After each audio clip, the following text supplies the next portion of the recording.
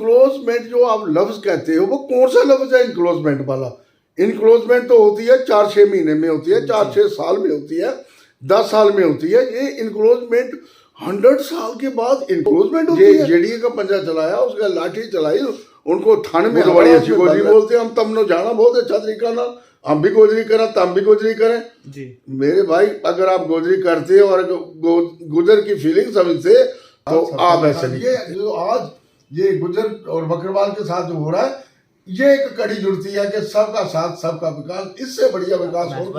जिस तरह आपने पिछले दिनों में देखा होगा कि जेडीए के द्वारा जो गुज्जर बिरादरी थी उनके घर तोड़े गए, लेकिन कहीं ना कहीं सोचने वाली बात है कि जो इस समय गुज्जर बिरादरी के लोग हैं वो किस तरह से अपना गुजारा कर रहे हैं और कहाँ पे रह रहे हैं इस समय।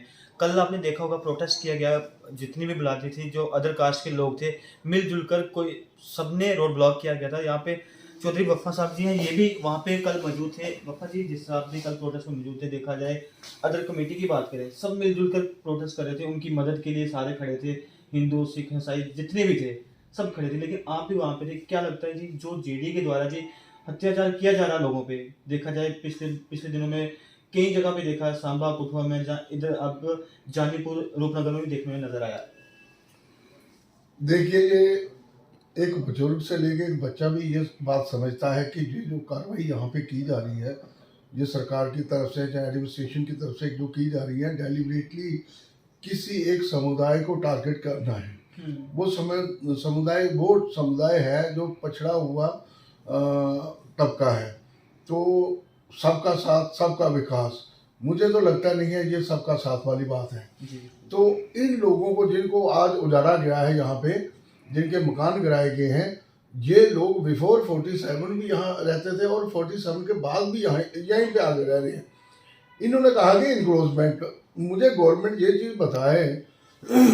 मैं कहता हूँ कि जेडीए के जो इनके वाइस चांसलर हैं या जो भी चेयरमैन साहब हैं और डिप्का साहब भी ये बताएं कि इनक्लोजमेंट जो आप लफ्ज़ कहते हो वो कौन सा लफ्ज़ है इनक्लोजमेंट वाला? इनक्लोजमेंट तो होती है 4-6 महीने में होती है, 4-6 साल में होती है, 10 साल में होती है। ये इनक्लोजमेंट 100 साल के बाद इनक्लोजमेंट होती है। उसमें तो उस बंदे का फंडामेंटली राइट बनता है। ये जो ज़मीन है, ये महाराजा हरि सिंह ने अंग्रेजों से खरीदी हुई ज़मीन है और महाराज के ये कानून बनाए हुए थे, जो मेरी ज़मीन में मालिक सरकार में रहेगा उसको LP 6 432C के तहत उसको मालिक बनाया जाएगा। अगर इनको मालिक नहीं बनाया गया तो इसका कसूर उस जिम्मेदार का नहीं है, अनपढ़ बंदे का नहीं है।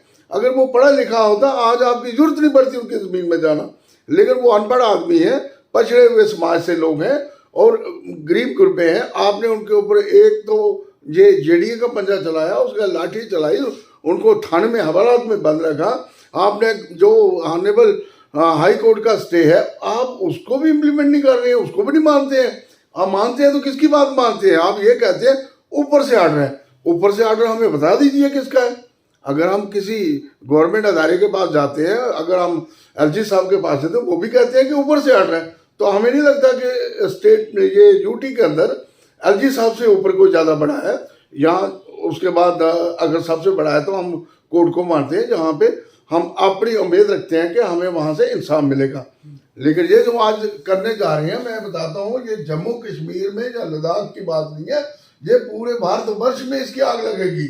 और आपने जहाँ जहाँ गुजर समाज के लोग, बकरवाल समाज के लोग बैठे हुए हैं, आप डेलिबरेटली वहाँ जाके ये जो चीज़ आप कहते हैं इनक्लोजमेंट, आप उनको देखिए। इनक्लोजमेंट भी ये होती है कासिम नगर में, इनक्लोजमेंट होती है रजीब नगर में, इनक्लोजमेंट होती है पीर खोम में, इसको बोलते हैं इनक्लोजमेंट।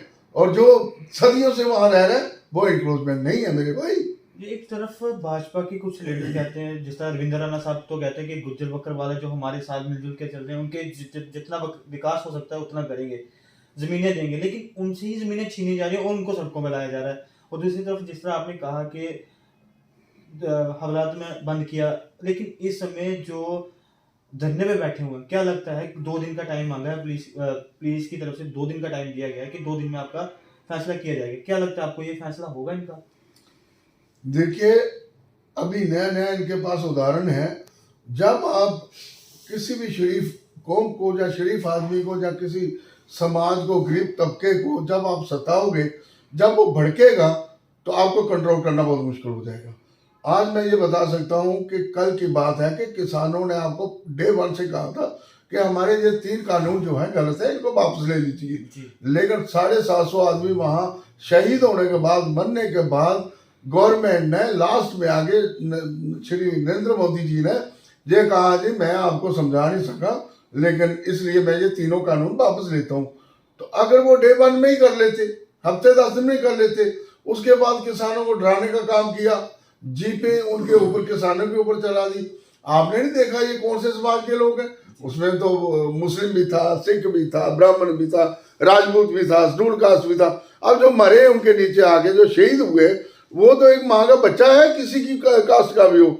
हमें इस बात का फख्र महसूस हुआ है कि कल यहाँ पे हर समाज के लोग हमारे साथ कंधे से कंधा मिला के खड़े थे। उन्होंने कहा हमने जम्मू में ऐसा नहीं होने देंगे, जहाँ शेर और बकरी ने एक तालाब में पानी पिया, हम यहाँ पे यास्ती नहीं होने देंगे, जो गुजर भी बकरवाल भी हमारे। तो देखा जाए कांग्रेस के लीडर भी थे, एनसी के भी, पीडीपी के भी, लेकिन भाजपा की तरफ से कोई भी वहाँ पे देखने में नजर नहीं आया। जिस तरह एसटी मोर्चा के हरून चौधरी जी प्रेसिडेंट बनाए गए जम्मू कश्मीर यूटी के अंदर, उनकी तरफ से अभी तक कोई बयान नहीं आया कि गुज्जर बकरवालों के साथ इस तरह से बर्ताव किया जा रहा है।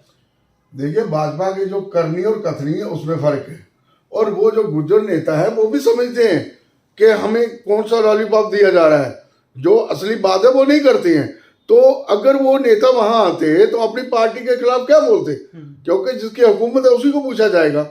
अगर उनके नेता आते, मैं कहता हूं कि ये रविंदर रैना जी ने वहां आना चाहिए था। वो तो बड़ी अच्छी गोजरी बोलते हैं, हम तब नो जाना बहुत अच्छा तरीका ना, हम भी गोजरी करें, तम भी गोजरी करें जी। मेरे भाई, अगर आप गोजरी करते और गुजर की फीलिंग समझते तो आप ऐसे नहीं करते, ना आप ऐसे होने देते, हमारे साथ धरना में बैठते। कल हमने देखा कई पत्रकारों ने रविंद्र राणा साहब से सवाल किए गुज्जर बिरादरी को लेकर, जो रूपनगर में ये हंगामा हुआ था।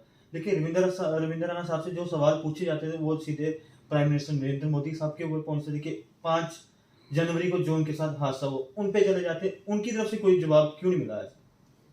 देखिए, अगर सवाल का जवाब नहीं आएगा तो जैसे एक बच्चा करता है तोड़ के सवाल का जवाब देना, तो सवाल का जवाब यह है कि लोग सामने आंख में आंख डाल के बात करते हैं कि रविंद्र रैना जी, कल तो आप गुजरों के साथ भांगड़ा मार रहे थे, कल तो आप गुजरों की बात कर रहे थे, आज गुजरों के साथ जाती हुई बैठ के ना वहां धरना पे आके गुजरों के साथ बैठ के, अगर आप उनके साथ आपका ये बहुत बड़ा प्यार दिखाने की कोशिश करती है, आपको लगता है कि बैठेंगे वो? मुझे नहीं लगता है वहां पे वो बैठेंगे। अगर बैठेंगे भी तो दुगलापन लेके आएंगे। अगर वो एक स्टेट्समैन की तरह बात करेंगे, स्टेट फॉरवर्ड बात करेंगे, तो फिर पता चल जाएगा। लेकिन इनके ही कार्यकर्ता हैं जिन्होंने जेडीए लैंड में अपने मकान डाल के रखे हुए हैं, लेकिन उन पे कार्रवाई क्यों नहीं की जाती? जहाँ अदर जो बड़े बड़े नेता हैं, जहाँ मिनिस्टर्स हैं, उन्होंने भी स्टेट लाइन में जहाँ सरकारी जमीनों में कब्जे मार के बैठे हुए हैं, मकान डाले हुए हैं, उन पे कार्रवाई क्यों नहीं की जाती है? हमेशा गरीब को ही तंग क्यों किया जाता है? मैंने पहले आपको बता दिया कि डेलिब्रेटली ये गरीब समुदाय मिला हुआ है इनको गुजर बकरवाल सताने के लिए। जंगल से भगाना तो बकरवाल को भगा दो, जमीन से भगाना तो गुजर को भगा दो। उनको पता तो है नहीं है कि हमारी जमीन में कौन सा हमें एक्ट के तहत हम मालिक बन सकते थे। और जो इनके लोग हैं वो पढ़े लिखे लोग हैं, मंत्री लोग हैं, कोई बड़े बड़े ओहदों में रह चुके हैं, हम उनका नाम नहीं लेते, लेकिन दुनिया को मालूम है वो कौन लोग हैं। उनका मकान भी गिराने गए थे, कैसे आ गया स्टे, कैसे स्टे पे आपने वो ऑर्डर को मान लिया। आज ये जो गुजरों वाला स्टे है इसको क्यों नहीं माना आपने? और ये 100 साल पुराना इनका कब्जा है, और जिनका वो मकान बने हुए हैं उनके तो अभी 5 साल भी नहीं हुए। अभी उनकी बात आप मान लेते हो, इनकी बात क्यों नहीं मानते? इसलिए क्योंकि ये गरीब तबका है, अनपढ़ तबका है, और इसको दबाना है, और इनके ऊपर एक स्टैंप लगे हुए है, ये मुसलमान है, ये समझ के इनको दबाया जाता है। तो मैं समझता हूँ अगर भारतीय जनता पार्टी मुसलमान का साथ, गुजरों का साथ, बकरवालों का साथ, सबका विकास वाली बात करेंगे, उनको ये बात करनी पड़ेगी। तो क्या विकास कर रहे हैं यहाँ पे? हमेशा देखा जाता है कि जब से 370 तोड़ा गया उसके बाद उस टाइम से लेकर अभी तक लोग सड़कों पे नजर आए। देखिए, ये मेरे से ज्यादा बेहतर आप नौजवान हो, आप लोग बता सकते हो कि मैं हर दिन देखता हूँ हजारों लोग, हजारों नौजवान बच्चे जो ओवरेज हो रहे हैं वो रोडों पे हैं, और डेली वेदर था वो भी रोड पे है।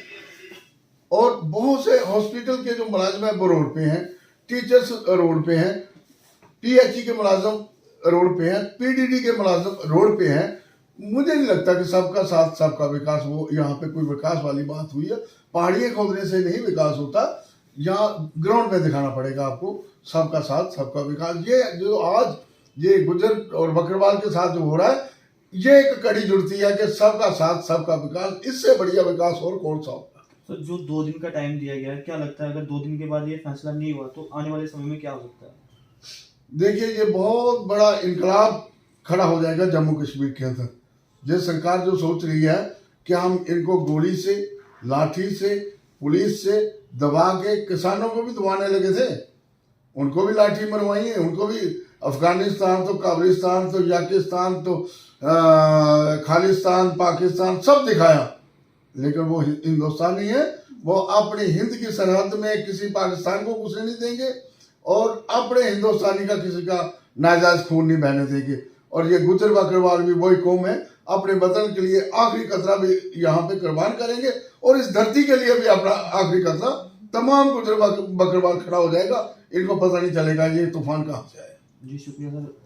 ये थे हमारे साथ चौधरी वफा साहब जी, जिनकी तरफ से बताया गया कि किस तरह से जो प्रोटेस्ट किया गया और लेकिन आने वाले समय में किस तरह से क्या हालात बन सकते हैं। इस तरह देखते रहे सप्लाइंग न्यूज़। मुझे दी इजाज़त, आदाब।